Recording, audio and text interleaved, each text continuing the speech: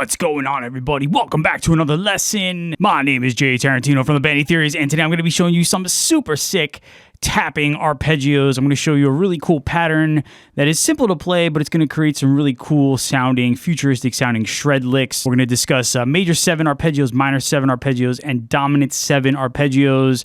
I'm going to break down the shapes, and I'm also going to show you a solo at the end that demonstrates how I apply these to my own playing. If you would like a fully downloadable version of this lesson with Guitar Pro tabs and backing tracks, please consider supporting me on Patreon, patreon.com/jtarantino. And if you would like to check out my band Etherius, if you would like to check out our entire catalog, I will have a link for you for both in the description box.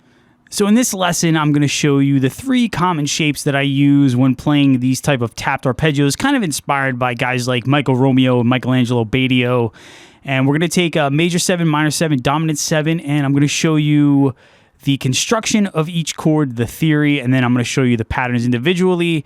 I'm going to play along to a backing track, and then I'm going to show you a solo at the end from an Etherius song, which demonstrates these arpeggios, these types of arpeggios that I use, and how I incorporate them into my own playing. So here are the 3 types of arpeggios. We've got the major 7, the minor 7, and the dominant 7. And there's other shapes, there's other ways to play this, but just for the sake of this lesson, it's just kind of an intro to this technique. I'm just going to show you one shape, the most common shape that I use. And we're in the key of E, so the major 7 shape goes like this. So I'm just going to play it without the string skipping, without the tapping, just so you get the construction behind each arpeggio. So again. So we're starting 7th fret. This is on the A string. We're doing 7, 11 on the A string. Then we're doing 9 on the D string. Then we're doing 8 on the G, 9 on the G. Then we're doing 9 on the B. And then we're doing 7, 11, 12 on the E string. So again. So we got root. We have your major 3rd. We have the 5th. We have the major 7. Then back to the root, 3rd. 5th, major 7, octave. So our notes are going to be E, which is the root, G sharp, which is the 3rd, B, which is the 5th, D sharp, which is the major 7th, back to E, and then G sharp, B, D sharp, and then E. So that is the major 7 shape. So let's take that same major 7 arpeggio, and now let's apply it to the tapping, the string skipping tapping pattern that we're going to use here.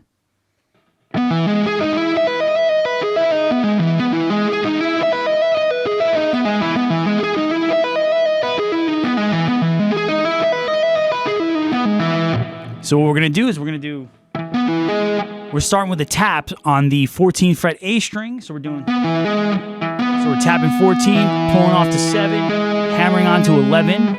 That's on the A string. Now we're going to go to the G string, and again, same thing. We're going to tap 13th fret, pull off to the 8th, and then hammer on to the 9th. So that's on the A and the G. Now we're going to go to the E string. We're going to do same concept.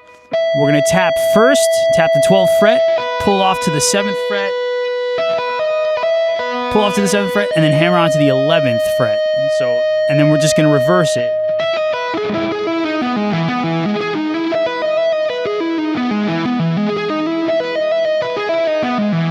So again, tap 14, pull off 7, hammer on 11, that's on the A string. Then the next shape, tap 13 on the G, pull off to 8, hammer on to 9. Then go to the E string, tap 12, pull off to 7, hammer on to 11.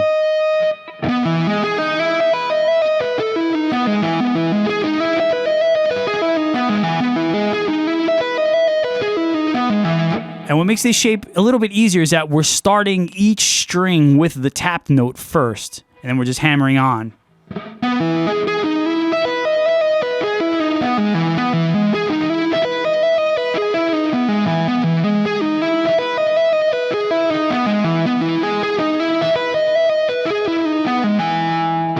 And a little bit faster.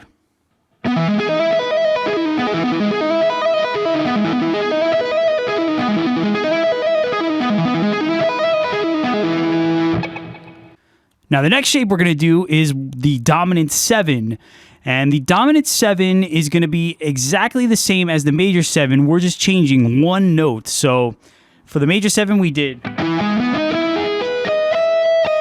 the dominant 7, that 7th, that D sharp is going to be lowered a half step to D, so we're going to have a flat 7 here in this case.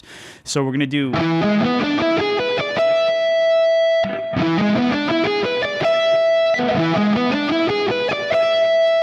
So again, we're starting 7th fret on the A string, so 7, 11. We're doing 9 on the D, 7 on the G instead of 8. Then we're going to 9, 9, 7, 10, 12. So again.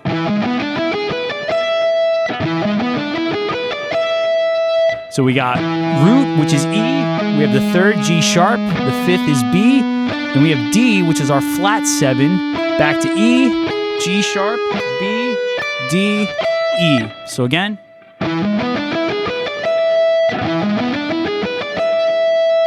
So now we're going to take the same concept like we did with the first one and apply it to the tapping arpeggio shape.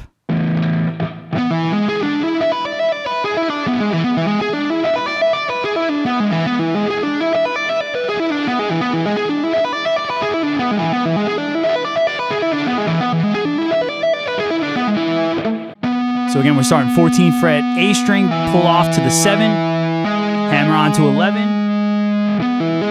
Then we go to the G string, 13, tap, pull off to 7, hammer on to 9.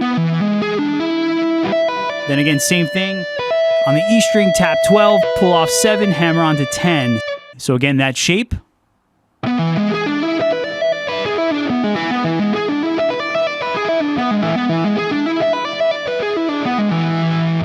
A little bit faster.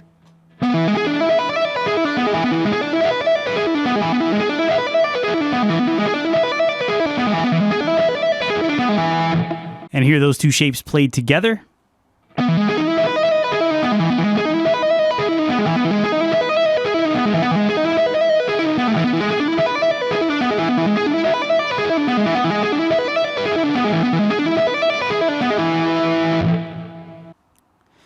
All right, now we're going to get into the last shape we're going to go over. We're going to go over the minor 7 shape. So the minor 7 goes like this.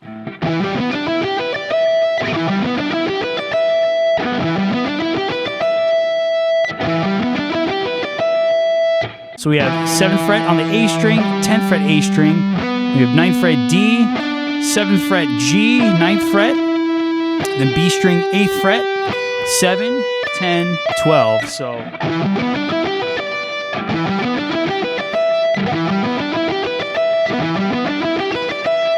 we have E, which is our root. We have G, which is our flat 3rd. B is our 5th. We have D, which is our flat 7. And then back to E, G, B, D, and then E. And here's that shape with the tapping arpeggio pattern.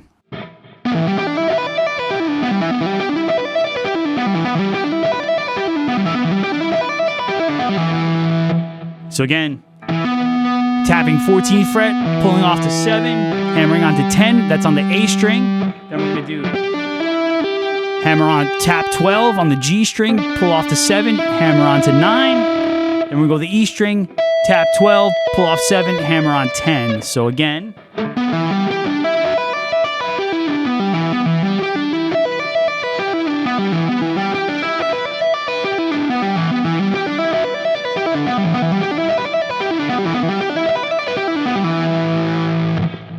All right, so now I'm going to play all 3 arpeggios. I'm going to cycle between all 3 of them to the backing track that I created. I'm going to play it at slow speed, and then I'm going to play it at fast speed.